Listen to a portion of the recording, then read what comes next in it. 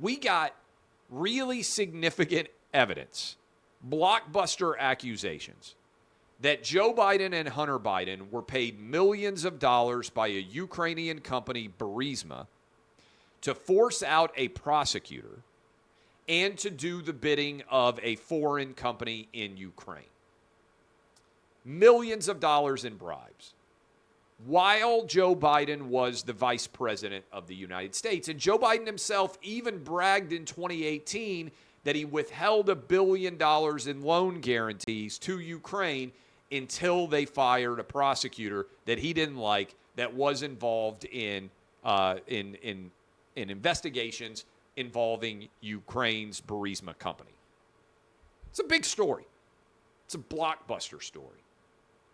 You combine that also with 2 IRS whistleblowers coming out and saying Joe Biden's Department of Justice did not allow a full and fair investigation of Hunter Biden to take place, and that there was preferential treatment given as part of a sweetheart deal to Hunter Biden with all of the crimes that he committed.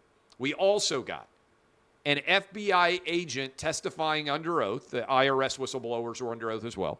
The FBI agent testified under oath that the FBI knew the Hunter Biden laptop was real when the October story with the New York Post came out, and that they instructed everybody to say no comment when they were asked by Twitter, Facebook, and other big tech companies whether the Hunter Biden allegations inside the New York Post story were true and whether the Hunter Biden laptop was in fact real or was Russian disinformation.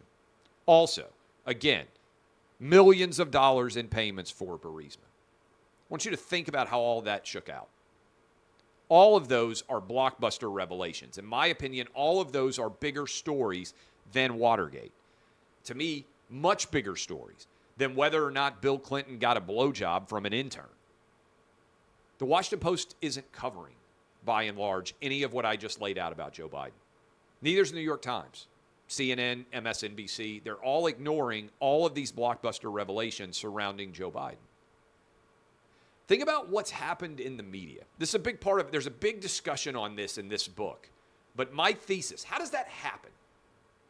How do we get to a place where the Washington Post, democracy dries in darkness, New York Times, all the news that's fit to print? How do we get to a place where those newspapers, where CNN and MSNBC, by and large, won't cover any of what I just told you? And if you say, well, this is not a big story, it doesn't matter. Well, actually it does. Because over half of Democrat voters, according to polls, still believe that the Hunter Biden laptop is a made-up story and that it's all Russian disinformation. Over half of them buy a fundamental lie that the Democrats have seeded to try to keep Hunter and Joe Biden from having to be responsible for their actual behavior. That this was Russian disinformation. 51 intelligence agents wrote a letter saying that this laptop had all the hallmarks of Russian disinformation. It's all a lie. It's real. Hunter Biden's laptop is 100% real. The FBI knew it was 100% real. They didn't tell us, according to that whistleblower testimony. All right. What's going on here? How is this happening? I'll tell you. It's actually politics. It's also business. You know how the Washington Post and the New York Times make their money these days? It's not by advertising. Back in 1998, when I was a kid in college 25 years ago, the Washington Post cost a quarter because they could charge so much for advertising. They wanted the biggest possible audience to be able to consume their product. That meant you had to cover the news as it existed because you wanted the biggest possible audience. What's happened? What's happened in the last 4 or 5 years since Trump got elected in 2016? What's happened in that 6-year window? The entire business model of the Washington Post and the New York Times has turned from speaking to a big audience and telling the truth, even if a Democrat president like Bill Clinton might be the target, heck, even if Hillary Clinton might be a target. We're still going to cover it because we have a responsibility in news, to basically a fan model of media consumption. It was a light bulb moment for me. because I am, as you guys know, a big sports fan. I am, as many of you may be, a subscriber to fan-based sites. I'm a Tennessee fan subscriber to a site called VolQuest. They write about Tennessee recruiting. Tennessee got a 4-star commitment today, a 5-star commitment 2 days ago. It's been a good recruiting run. You know what those fan sites never do? Break negative news stories about the teams that their subscribers support. Do you know why? Because if a fan site put a team on probation based on their investigative work, then the fan site's business would collapse. Buckeye Grove, or whatever it's called, is never going to break a huge Ohio State negative story. Bama Online is not breaking a negative Alabama story. Because the business imperative is subscriptions to fans, to diehards. It's what the New York Times and the Washington Post are in the business of now. The Washington Post and the New York Times are effectively left-wing political fan sites.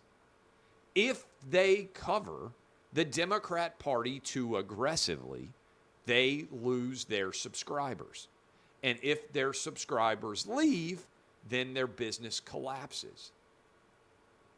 In 1998, when Bill Clinton was supposedly getting a blowjob from an intern, the Washington Post wanted the biggest possible audience imaginable because advertising was the primary metric upon which they grew their business. How do you grow advertising? As many eyeballs on ads as possible. You can increase your rates. The revenue is better. The paper is more profitable. Today, as we talk about the IRS whistleblowers and the fact that the FBI knew the laptop was real, and the fact that we now have substantial allegations that Hunter Biden and Joe Biden were paid by Burisma, those stories are mostly being ignored because they could bring down the home team. The fans are going to be unhappy. And once you have this light bulb moment go off, once you understand the business imperatives of the Washington Post and the New York Times, which drive much of the national discourse in this country still, you will understand, oh, wait a moment. Now I see why they're not covering this.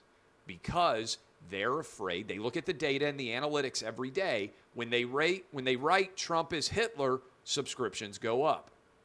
When they write Joe Biden is doing a great job and the Democrats are the best people ever and they don't believe in bad, malign information online, we're the good guys, subscriptions go up.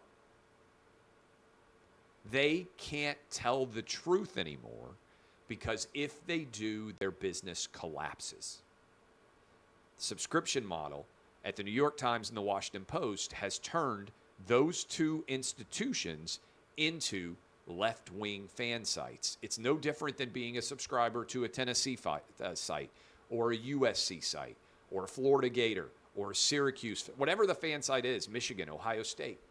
Never in history have any of those sites, to my knowledge, ever broken a negative story that actually left their fans super angry. That's not their business. Their business is to make fans happy. And that now is the business model of the Washington Post and the New York Times.